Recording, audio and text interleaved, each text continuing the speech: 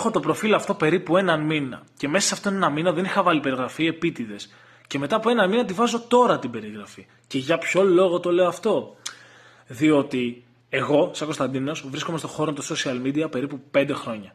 Είτε μπροστά από τις κάμερες είτε από πίσω. Σαν editor και σαν πολλά πράγματα. Και αυτό που έμαθα μέσα τόσα χρόνια είναι ότι πρέπει αυτά που λες να μπορείς να τα κάνεις.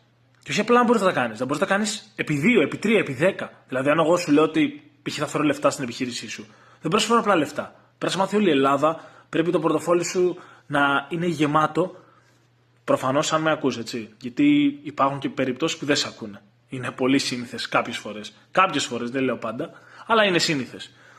Παρ' όλα αυτά, αυτό που θέλω να πω είναι ότι σε αυτό το κανάλι έχω βρει τι θέλω να κάνω, τι θέλω να πω και για τι πράγμα θα μιλάω από εδώ και πέρα. Και θα μιλάω ξεκάθαρα για πράγματα που μου αρέσουν μόνο σε εμένα. Και θα το δεις περίπου σε 1,5 εβδομάδα, μπορεί να γίνει και 1 εβδομάδα.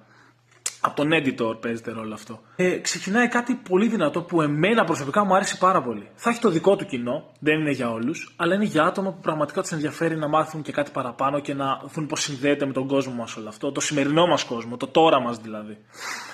Και ετοιμάζω πολλά πραγματάκια που σαν Κωνσταντίνο εμένα θα μ' άρεσε πάρα πολύ να βλέπω στα ίντερνετ, που δεν τα βλέπω. Δεν τα βλέπω. Οπότε θα τα κάνω εγώ. Αφού δεν τα βλέπω, θα τα κάνω εγώ. Και αν πάει και πολύ καλά, μπορώ να μιλήσουμε και για YouTube μετά. Παρ' όλα αυτά, έρχονται πολύ δυνατά πράγματα. Και όποιος θέλει να τα δει είναι καλοδεχούμενος.